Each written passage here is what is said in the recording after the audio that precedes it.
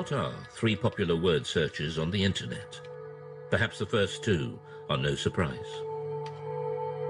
UFOs have an incredible hold on the popular imagination, but few myths have involved government investigations, surveillance, and cover-ups.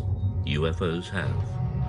One person who knows just how seriously UFO sightings have been taken by the British authorities is ex-MOD operative Nick Pope. From 1952 onwards, it was decided that there really needed to be a small unit set up permanently to research and investigate the UFO phenomenon.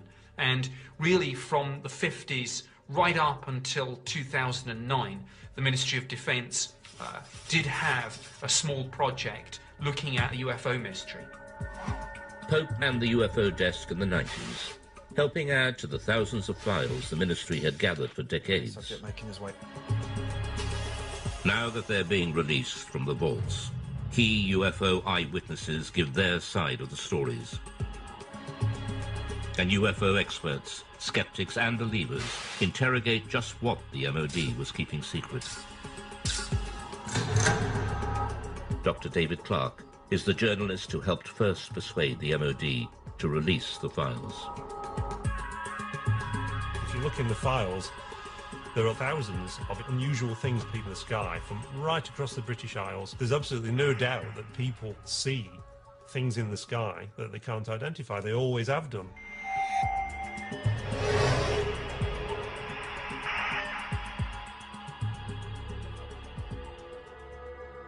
6th of January 1995. Two experienced pilots of a Boeing 737 carrying 60 passengers from Milan to Manchester report a near collision. It's an incredible sighting of an unidentified flying object which sends the authorities into a spin. In the defence files, there are quite a number of incidents involving near misses between civil aircraft and unidentified flying objects. The most impressive of all was a report that was made by the crew of a British Airways 737. Speedbird 5061, overhead pylons 9 miles. They were just about to enter this cloud bank, quite a clear sky, good sort of vision. Suddenly the first officer said he saw this object coming towards him like an illuminated Christmas tree.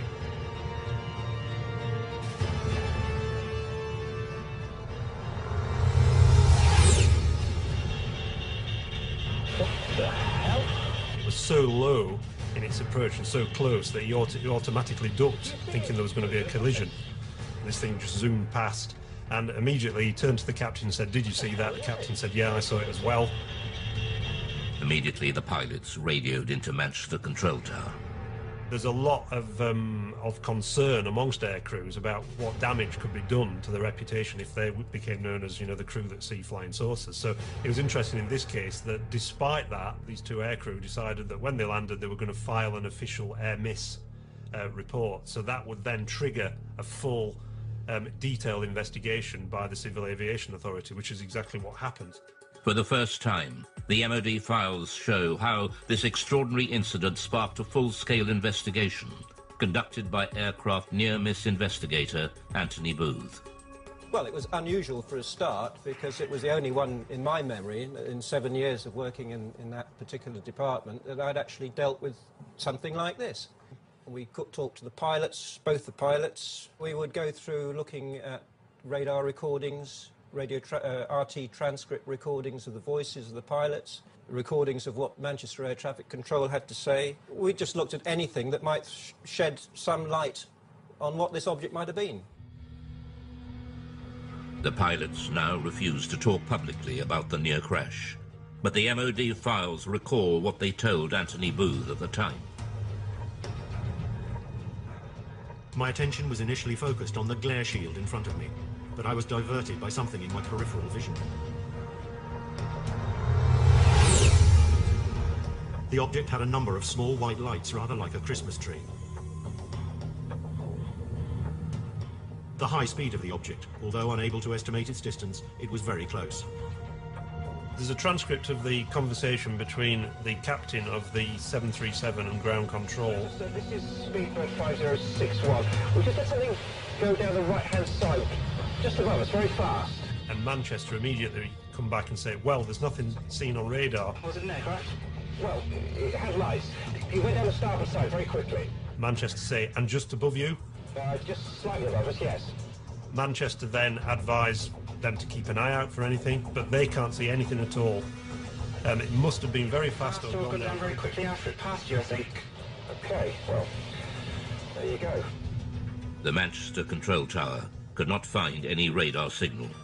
To radar expert Doug Robb, this is extraordinary. It says the likelihood of such activity escaping detection is remote, as the area is well served by several radars, and any movement at the levels in question would almost certainly have generated a radar response. Nothing was seen. So what was it that avoided radar detection? The MOD files showed that the investigators and pilots considered all the possibilities. It was a hang glider. At night, he's suicidal. Hang glider would not be picked up by normal radar, no. A comet? No, I don't think so. A meteor could be detected on re-entry if the radar was looking exactly in the right direction as that piece of debris went past at some speed. Military? Maybe, but I didn't recognise it. But we're near a major airport. It would have shown up on the radar response. Spy plane? I don't think so. Didn't look like a stealth. Stealth aircraft would not be picked up by normal radars. If a spy plane is being kept secret, it's not going to be flying where people can see it. And certainly nowhere near airliners. UFO? That'd be daft. I don't know. These pilots are not lying. They did have an unusual experience, which to them remains baffling. The files show the investigation seriously analysed the possibility of military activity, but they found no evidence from any official source. It seems most unlikely that such a flight would have been conducted so close to a busy international airport. So what was it? We revealed the conclusion, locked away in the MOD vaults since 1995, reached by Anthony Booth's investigation. Most of the incidents that we looked at, we could arrive at some conclusion, definite conclusion, but in this case, we couldn't really. We had to come up with an assessment of cause and risk. Both the risk and the cause were unaccessible. Degree of risk, unaccessible. Cause, unaccessible. Really, that statement is really, really unusual to find that in an official air miss report, and it's basically saying we don't have a clue what was seen. Look, they'll say back at BA. I think they might rib us about this one. At the end of their the summary of the working group's discussions, it says that there is no doubt that these pilots both saw an object and that it was of sufficient significance to prompt an air miss report. Unfortunately, the nature and identity of this object remains unknown.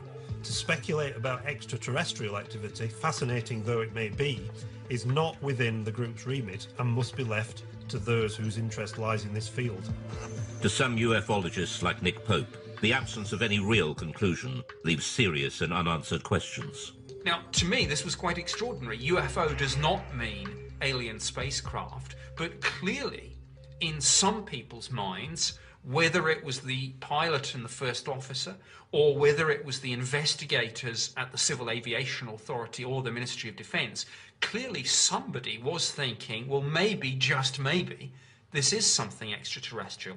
I can't speculate on what it was, I really can't. I mean, I don't know to this day what it was.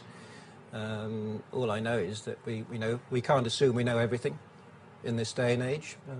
There may be things that we don't know about. The Manchester near-miss investigation shows just how seriously unexplained sightings were taken by the MOD. But the UFO desk had been receiving reports from pilots for decades. The files reveal sightings during World War II, and in some cases these were considered so grave they were referred right to the top of government. The newly released UFO files confirm what many experts suspected. The British government was investigating unexplained sightings as far back as World War II. I don't talk about it too much to people, only close friends who experienced perhaps flying during the war.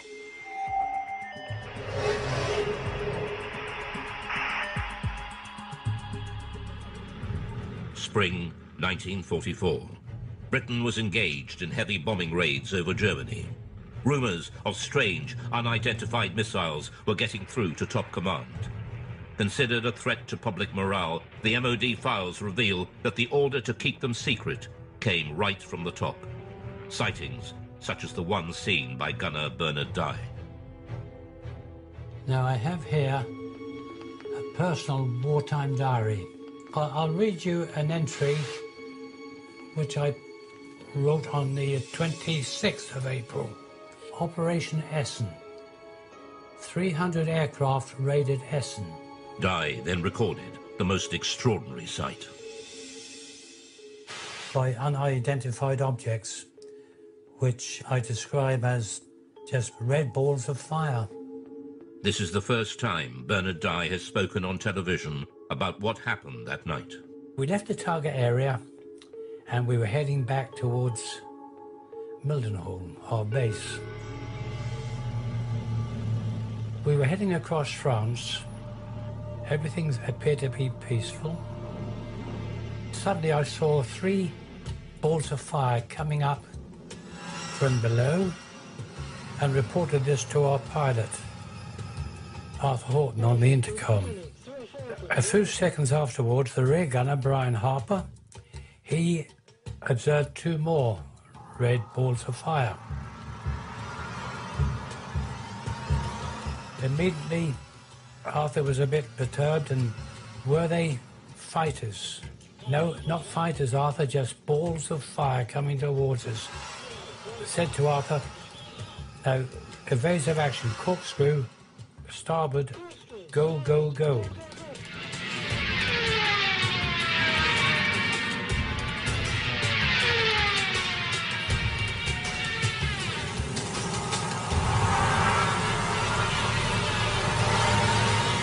We travelled over 300 miles per hour. The aircraft was shaking like a leaf, and still they were following. The pilot was getting worried about burning the engines up. Engineer, Dave, what about the engines? Never mind the engines, skipper. Keep going, or something to that effect. The words were rather rude. It certainly gave me and the crew the willies to see them. After a short distance, these 5 red objects, they just got slower, and the red lights disappeared into the blackness below, and we got safely home. Well, when we got back to Mildenhall, our base, each crew is interrogated by intelligence officers, and they just laughed at us.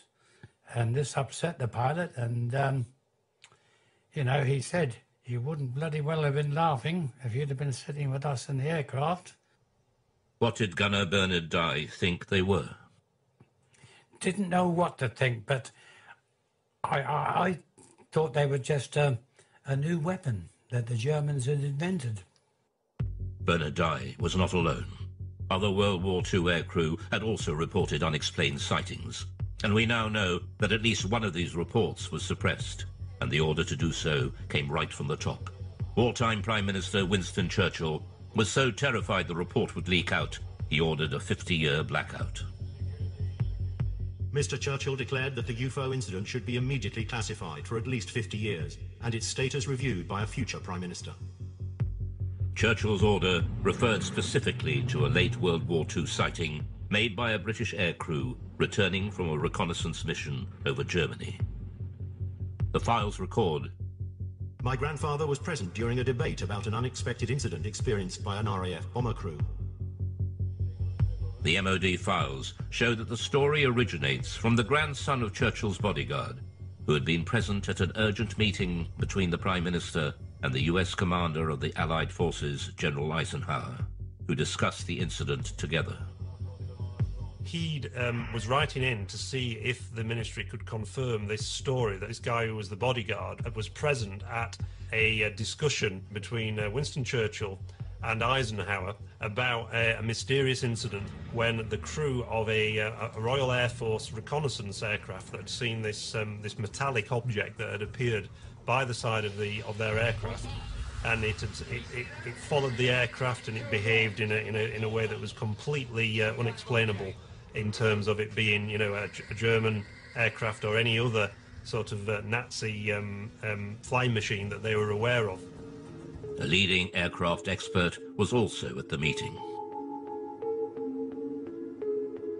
He dismissed any possibility that it could be a missile, since a missile could not suddenly match its speed with a slower aircraft and then accelerate again. Churchill was determined this would go no further. Another person at the meeting raised the possibility of an unidentified flying object, at which point Mr. Churchill declared that the incident should be immediately classified. But the file goes further. One extraordinary line explains just how fearful Churchill was of public reaction to this UFO sighting, if it ever got out. This event should be immediately classified, since it would create mass panic amongst the general population and destroy one's belief in the church. But the files also reveal that this wasn't the first time Churchill had got embroiled in UFO sightings. In October 1912, there was sightings of mysterious lights in the sky over the dockyards at Sheerness in Essex. Winston Churchill was the First Lord of the Admiralty, and he had to look into this, and Churchill had to admit in Parliament that he couldn't explain what had been seen. The files show that even after the war, Churchill took a personal interest in unexplained sightings. In the aftermath of the sightings in Washington, D.C. in 1952, that made all the news headlines, Winston Churchill again became interested and sent a memo to the Secretary of State for Air. What does all this stuff about flying saucers amount to? What can it mean? What is the truth? Let me have a report at your convenience. Until now, Gunner Bernard Dye never knew there were other World War II sightings that Churchill wanted kept secret at such a critical time in the war. We showed him the newly released MOD file on Churchill. Well, after reading this report, it sounds, you know, really identical to what we witnessed and saw that night. I haven't heard of this before, but it doesn't surprise me that he was told about it, because things happened during the war years, and there were other objects obviously appeared. It's interesting that during the 1940s there were a very large number of sightings reported by aircrew, and there are various Royal Air Force files at the National Archives that detail some of these reports. Rocket phenomena they were described as, but they were never able to explain them. And at the end of the war, when they debriefed some of the Luftwaffe pilots, they said that they'd seen very similar things themselves, and they thought they were Allied secret weapons. So is there an explanation as to what the aircrew saw? Dave Clark has his own theory. They just thought that it was a combination of misperception on part of the aircrew. They were expecting enemy action because they were so charged up on adrenaline. UFO or not, the files show that the World War II leaders were desperate to keep such sightings away from the public. The next file reveals how, even decades later, the government was still panicking about UFOs.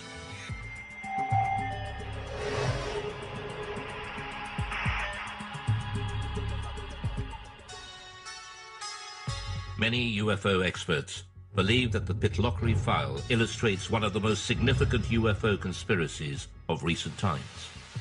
It involves photographs of an unidentified object captured flying over a remote Scottish valley. The photos were sent to the MOD, but mysteriously went missing. Journalist Mark Pilkington has spent years trying to track down these UFO images.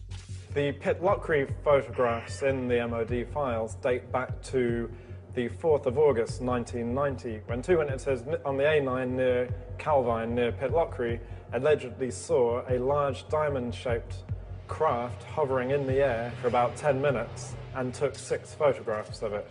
And the object that they claimed to have seen was accompanied by 2 aircraft, which the MOD later identified as Harriers.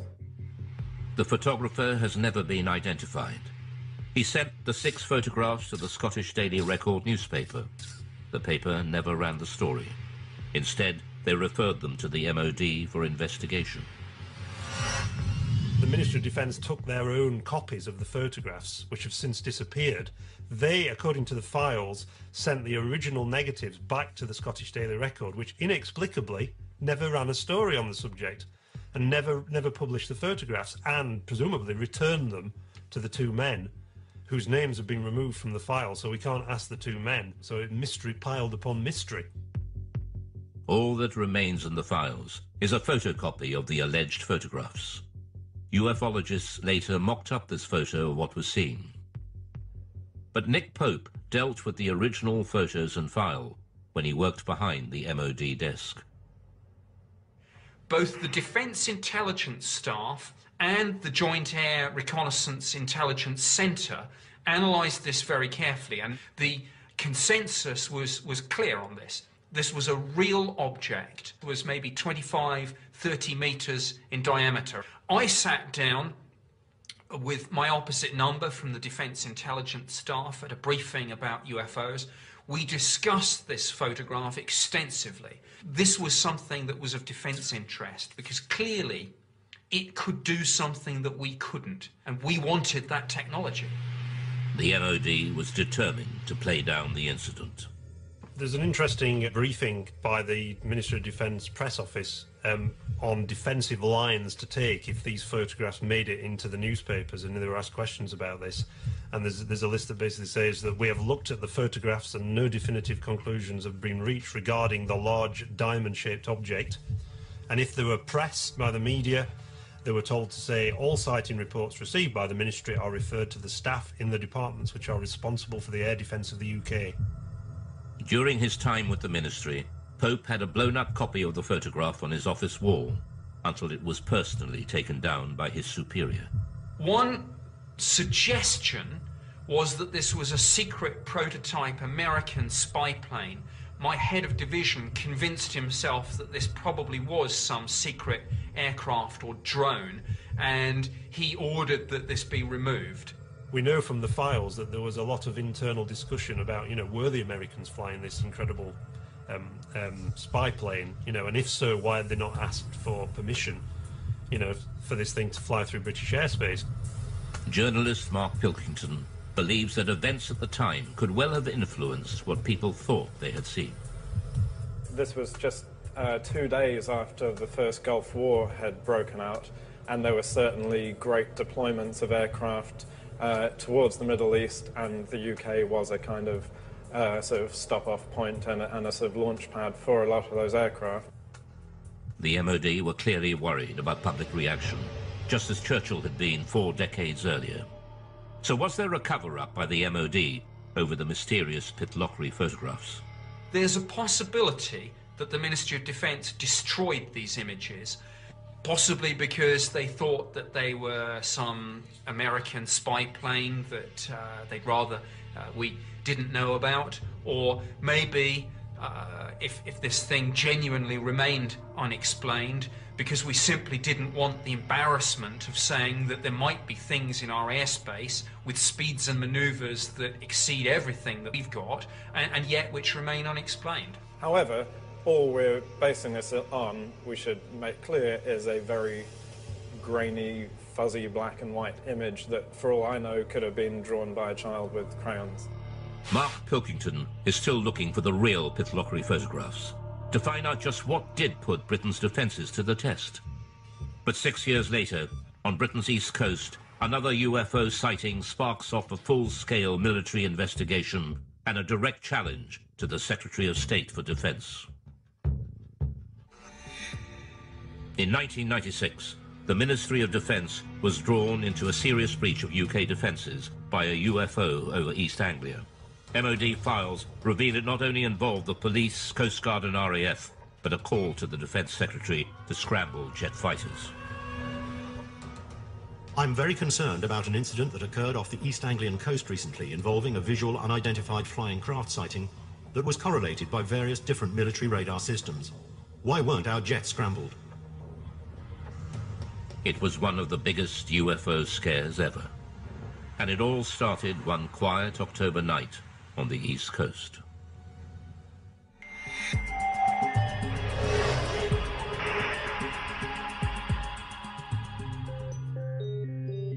was the police officers, actually, who phoned in the first reports. There's an extract from that. In the early hours of the morning, the police are saying we can see a red and green rotating light in the sky directly southeast from Skegness. It looks to be high in the sky directly over the Wash. Very nice. The patrol officers reported the sighting to the station sergeant. I immediately phoned it through to the Skegness control room, who relayed it onto Great Yarmouth Coast Guard Maritime Rescue, suspecting it might be an incident over the sea. We had a report at about 3:15 local time from Skegness Police, and they could actually see this light in a southeasterly direction. We were uncertain of what it was at the time, and we immediately made a report to the local air defence radars to see if they could see anything. The call went through to RAF Neatishead, the most important air defence centre in southern England. Planetary radar has a contact bearing at 221 degrees at... They noticed that on one of the radars, a blip that they couldn't identify, that wasn't an aircraft. Could the mysterious radar blip and the strange lights seen by the police be the same thing? Panic calls from the public started to come in. No, I don't think they're invading. A call was put out to shipping to keep a lookout for unidentified lights. Then a tanker came back.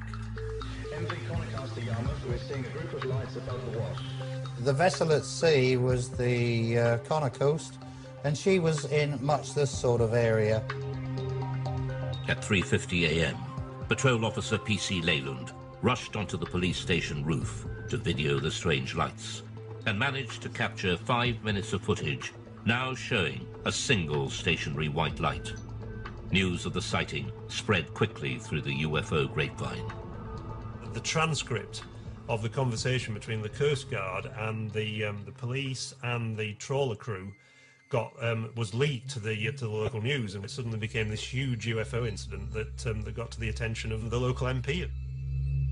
The sighting gathered such momentum, even local Labour MP Martin Redmond got embroiled and started asking difficult questions. Martin Redmond said, look, you've got police officers seeing UFOs, you've got Royal Air Force officers tracking them on radar, and yet you don't even get the aircraft in the air to take a look at this thing.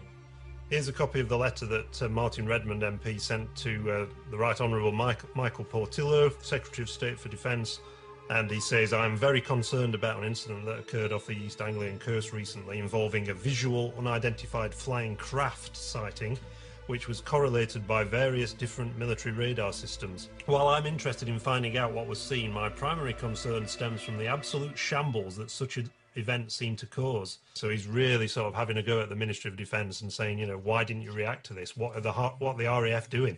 So this really stung the RAF.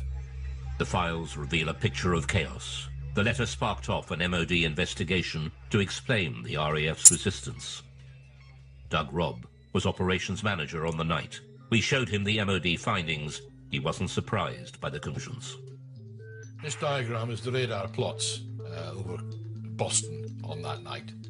And in summary, it shows that Claxby picked up the object, but it didn't move, and it was on land. And after investigation, it was decided that it was the Church Tower, the Boston Stump, as it's known. The files were certain this was the culprit. The church is known in aviation circles as the Boston Stump and appears occasionally on some radars in certain radar propagation conditions. They said that this was a completely separate phenomenon to the bright stationary lights that had been seen by the police from Boston and Skegness and by the tanker crew. The report concluded there was no justification to order the scramble of RAF fighters, much to the chagrin of the local MP, Martin Redmond. You'd scramble for a high-speed incoming aircraft 200 miles away, but you're not going to scramble aircraft for a fixed object on land. I mean, what's the threat? If what the radar picked up was indeed a church, what then were the mysterious lights seen by the police and the tanker crew? The MOD scrutinised the police video footage. It suggests a distant celestial source. The MOD sent the footage onto the Royal Greenwich Observatory for analysis. Their report has been kept buried since 1996 in the MOD files.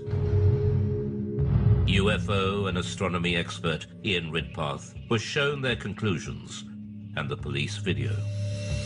If you look at the police video, you can see it's just a bright dot of light just sitting there, not appearing to do anything. So, to me, this shows that even the most impeccable witnesses can actually make what is really a basic mistake, which is just misidentifying bright celestial objects. Well, the most common culprit is the planet Venus. In fact, it's called the queen of the UFOs, and this is because it's the brightest object in the night sky after the sun and the moon, which could have been what the police were seeing. He also believes there's an explanation for the colours of the lights. When the camera zooms in, very often the camera will completely lose focus, and you can actually see some odd shape to the light, which is actually the diaphragm of the camera. But this doesn't explain what the tanker crew observed. The MOD investigation found that they saw a light coming from a different direction to Venus, and they were baffled. These lights remain unexplained. But expert Ian Ridpath believes there is an answer. The object that the tanker saw to the north, I think, was another bright star called Vega, which is also just appearing to twinkle and flash multicolored lights. UFO expert and skeptic Dave Clark believes there is a reason why this escalated into such a major incident. This happened in 1996, which was the very height of the popularity of the X-Files series on TV. It was the biggest sort of year, the 1996-97, in terms of number of reports they received since 1978. So is this case closed for East Anglia? Or will more mystery emerge, just as it has, with one of Britain's most celebrated cases that refuses to go away, the Welsh Roswell?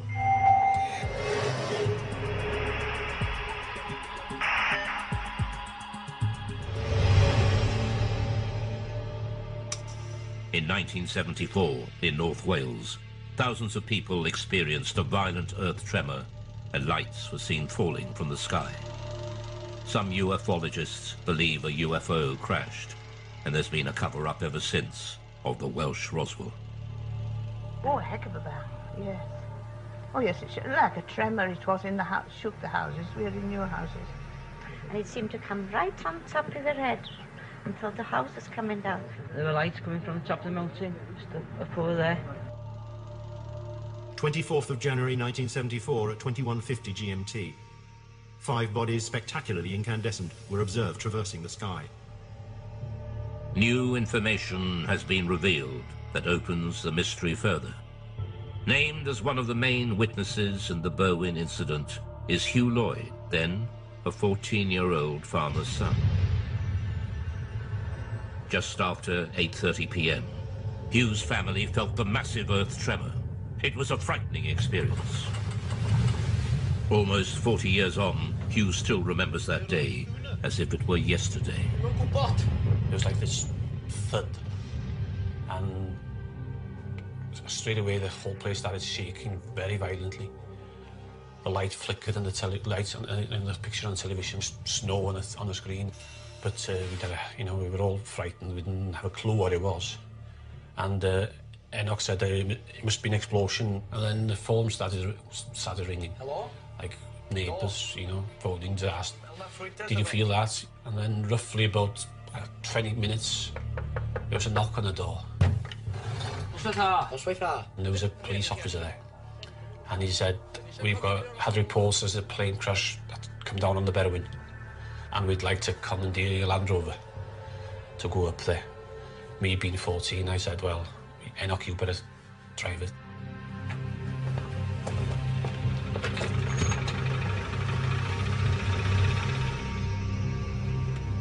We carried on up the mountain about half a mile, maybe 3/4. We drove up the track and we stopped, got out and got torches, and it was very quiet and very dark, but, nothing to be seen. How are we going with the torch? One of them said, there's nothing here.